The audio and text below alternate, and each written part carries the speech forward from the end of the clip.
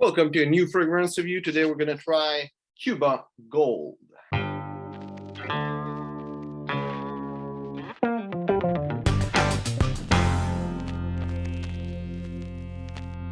So this fragrance is actually known as a clone of Mâle that you can see right here. And many people will say that it's the opposite, that this one came first, then the Mâle. I won't debate on this, but there's a big thing between this. I just want to mention it, that it's supposed to smell really similar, if not identical, and I'm gonna come on that during the video. First of all, we're gonna go with the presentation, which is the same as every other bottle. You don't really see it this way. I'm gonna try to show you, but the bottle, you can see through it, and there's a place where it's thicker. The label is gold, as you can imagine, and this one is, I think it's really nice. The spray, the atomizer, is also gold, and all the other fragrances of the line that I've seen so far have a silver atomizer, and I think it's nice that they put the atomizer that fits with the thematic and the name. Cap is still a super cheap plastic cap, but the fragrance is so cheap that it's all right. And it comes inside of aluminum container like an actual cigar. There's Cuba on it with the gold thing, and nothing special other than that. So let's try the smell. So spraying it in the air, there's a little something of Mâle. I would say it's more the vanilla and lavender together that give that type of smell that reminds me of Mâle. I'm picking up a little bit of grapefruit, a little bit of pepper. It's really subtle. I mean, I'm of course picking up lavender and vanilla also on the paper, but I have those two notes that are really subtle, really hidden in the background, but are present. There's a little something of that is not citrusiness, but of vetiver, that in the opening of any vetiver fragrance, there's something that's almost like in the citrus world. That little thing that I'm smelling. Picking up some amber. There's more vanilla than amber, but there's still a lot of amber.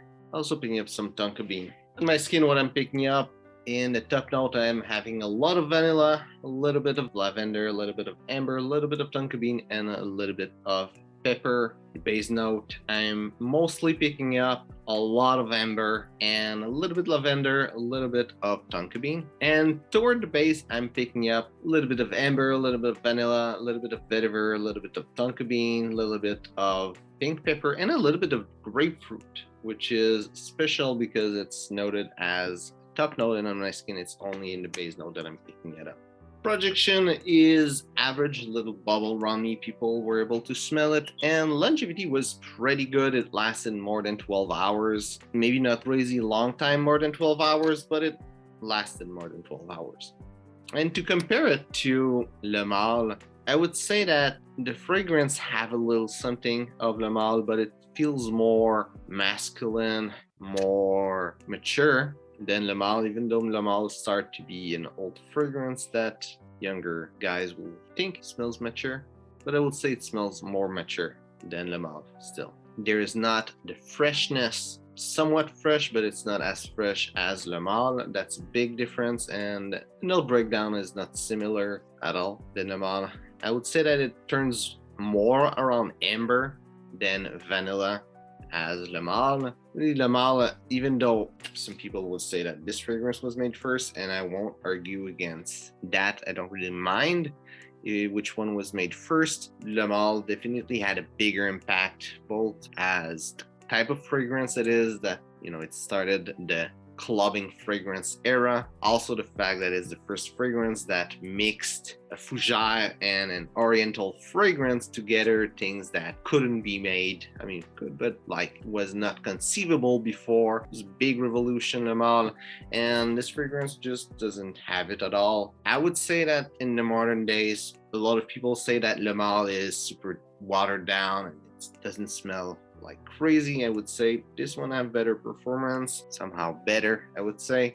Maybe not in its composition, but in the way it occurs to me. I saw some people saying that it smells like Giacomo de Giacomo Rouge, and I would agree that it's somewhat in that territory. actually believe that it smells closer to Ambro de Giacomo than both Giacomo de Giacomo Rouge and Le Mâle. So for the complete note breakdown, top notes are pink pepper and grapefruit. Heart notes are lavender and vetiver. And base notes are vanilla, amber, and tonka bean. Now, where would see this fragrance? If you're the kind of guy that like sweet fragrance, clubbing fragrance, the fact that it's a bit more mature, more woody, would be a bit better as a business fragrance than other clubbing fragrance. It's not a business fragrance at all, but somewhat I think it would be acceptable. Also in a business setting, I think that little cigar-shaped bottle would fit well in that world. So if you just have it holding somewhere in your office or anything, that wouldn't be too outlandish, more like having a bottle of Le Mâle there. Still, it's not something I would recommend as a business fragrance, but if you're a bit younger or you love clubbing fragrance, you love those sweet fragrance like Eros, 1 Million, all those fragrances, that's what you wear like as everyday fragrance. This fragrance will be good if you want something more professional. As a dating fragrance, I think it will be good. Still, like as I said, it's more mature, so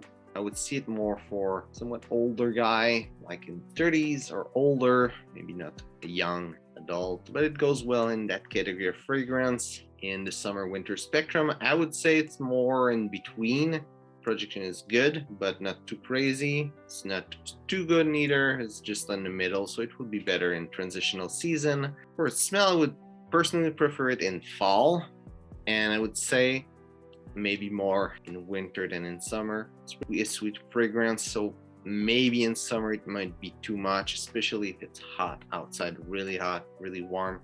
It might be a bit too much. And as of an everyday scent, I think it's not quite an everyday scent, but it will go well. It's sweet, casual, playful, but still have a bit of maturity. And for the smell, you could make it work. It's not what I would recommend for the smell, but the fragrance is really cheap and lasts the whole day, project well. Everything of the fragrance is good for an everyday fragrance, except the smell, but the smell is not bad, it's just not good or great. It will actually be good, it won't be great.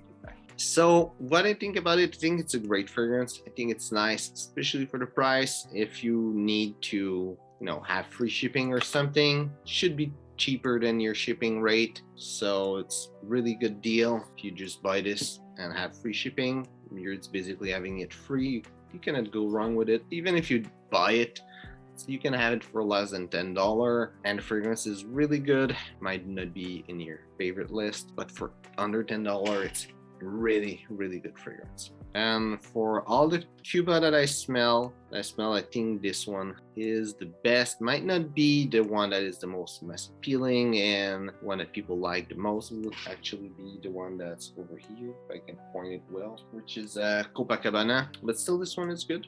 I would recommend if you like to collect fragrance and you want to have a little cigar shaped bottle in your collection, it's a good one. Also, it will make you have an idea of what Ambro de Giacomo smells like, because it's a discontinued fragrance. So, hope you enjoyed the video. If it's the case, well, like and share. If you tried this fragrance, tell me what you think about it. Also, if you like the Cuba line of fragrance, tell me which one are great and which one I should give a try. So, thanks for watching and see you soon.